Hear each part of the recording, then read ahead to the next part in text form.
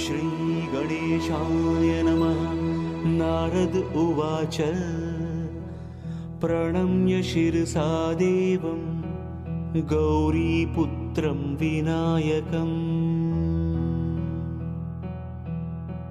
भक्तावासं स्मरेन् नित्यं आयुः कामार्थसिद्धये। प्रणम्य शिरसा देवं गौरीपुत्रं विनायकम्।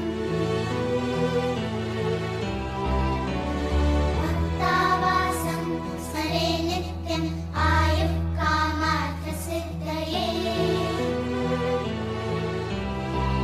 प्रथमं वक्रतुण्डं च एकदन्तं द्वितीयकं, तृतीयं कृष्णपिङ्गाक्षं गजवक्त्रं चतुर्थकं, लम्बोदरं पञ्चमं च षष्ठं विकटमेव च।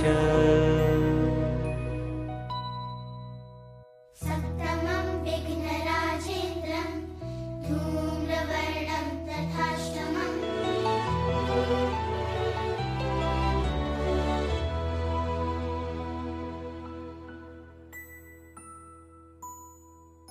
नवमं भालचन्द्रं च दशमं तु विनायकम्, एकादशं गणपतिं द्वादशं तु गजाननम्।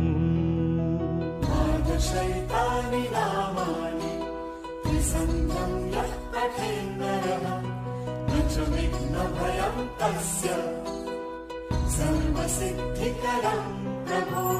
विद्यार्थी लभते विद्याम्, धनार्थी लभते धनम्, पुत्रार्थी लभते पुत्रान्, मोक्षार्थी लभते गतिम्। जपे गणपतिस्तोत्रं षड्भिर्मासैः फलं लभेत्, संवत्सरेण सिद्धिं च लभते नात्र संशयः। अष्टभ्यो ब्राह्मणेभ्यश्च लिखित्वाय समर्पयेत्, तस्य विद्या भवेत् सर्वा गणेशस्य प्रसादतः।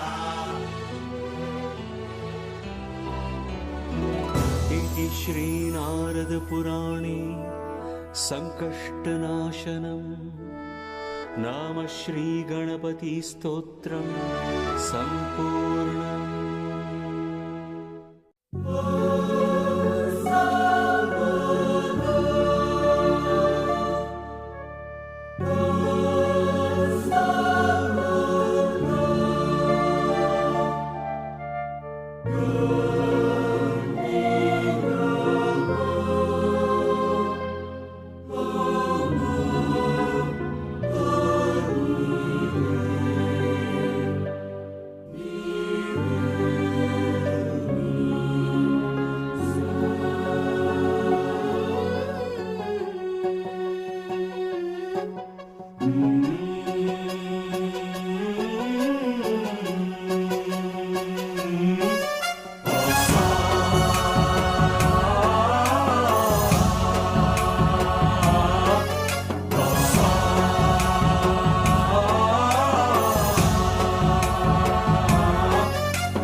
गणनायकाय गणदैवताय गणाध्यक्षाय धीमहि, गुणशरीराय गुणमण्डिताय गुणेशानाय धीमहि, गुणातीताय गुणाधीशाय गुणप्रविष्टाय धीमहि, एकदन्ताय वक्रतुण्डाय गौरीतनयाय धीमहि, गजेशानाय भालचन्द्राय श्रीगणेशाय धीमहि।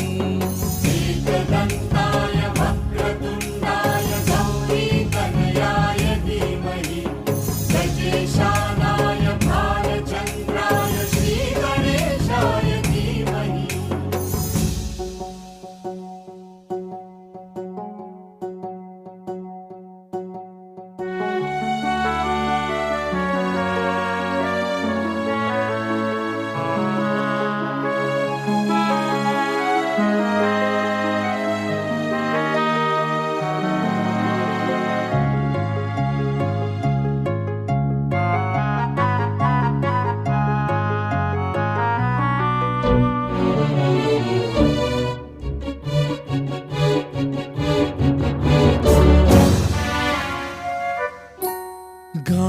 गानचतुराय गानप्राणाय गानान्तरात्मने गानोत्सुकाय गानमत्ताय गानोत्सुकमनसे गुरुपूजिताय गुरुदैवताय गुरुकुलस्थायिने गुरुविक्रमाय गुह्यप्रवराय गुरवे गुणगुरवे गुरुदैत्यकलक्षेत्रे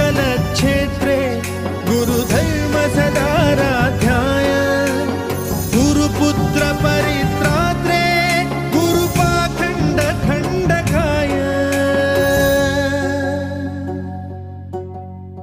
गीतसाराय गीततत्त्वाय गीतगोत्राय धीमहि गूढगुल्फाय गन्धमत्ताय गोजय